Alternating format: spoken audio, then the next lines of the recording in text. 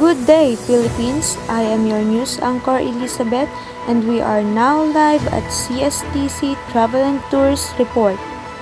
Bad customer service can be defined as when a business fails to meet the customer's expectations in terms of service quality, response time, or overall customer experience.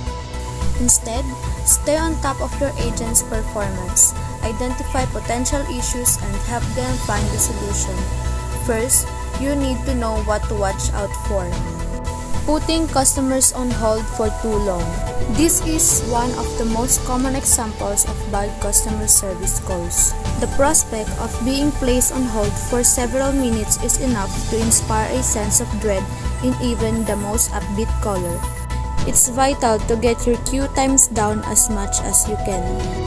With a contact center solution like other websites that can be used, you can upload your customer service variables and create dashboards with your most relevant KPIs, such as response time, and identify the average length of a customer's wait.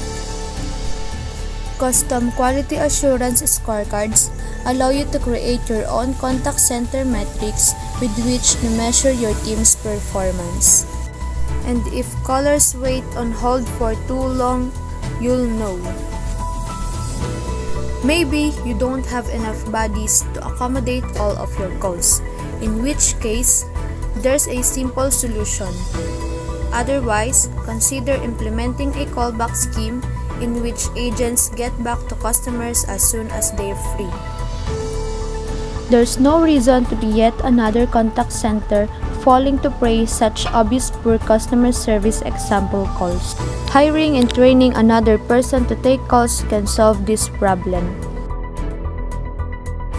Or you can work with a virtual assistant company that has plenty of people available to take your calls so that your customers are never on hold.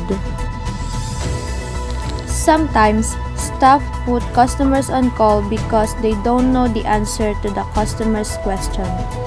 Better training your staff will help avoid this problem.